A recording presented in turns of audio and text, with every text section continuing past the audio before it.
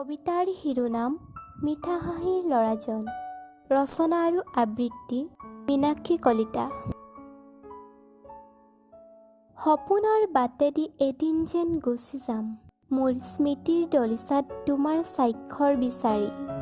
আবেগৰ পম খেদি বিচাৰি চাম, তোমাৰ মিঠা হাঁহিৰ উন্মাদ ঠিকনাটি। শব্দবোৰে আঘাত দিয়ে, আবেগবোৰে ন সপোন ৰচে, মোৰ উশাহৰ প্ৰতি হুমুনিয়াত হৃদয়ে তোমাক বিচাৰে। এতিয়া তোমাৰেই অলেখ কল্পনা, লাজুকী এটি হাঁহিৰেই উতনোৱা কিয় কৰা মোৰ কলিজা। বতাহত কিয় আহা নিশাৰ নীৰৱতাত মোৰ হৃদয়লৈ।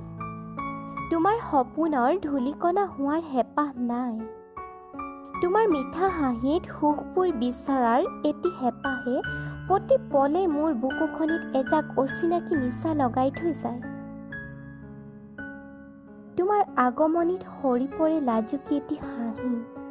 বৰষুণতো আহা তুমি, বতাহতো আহা, সপোন পৃথক সকলোতে কেৱল তোমাৰেই প্ৰতিচ্ছবি। সেয়ে এটি মধুৰ আবেগৰ নাম হৈ ৰোৱা, সময়ৰ নেওচাত মধুৰ ক্ষণ হৈ ৰোৱা মোৰ হৃদয়ত।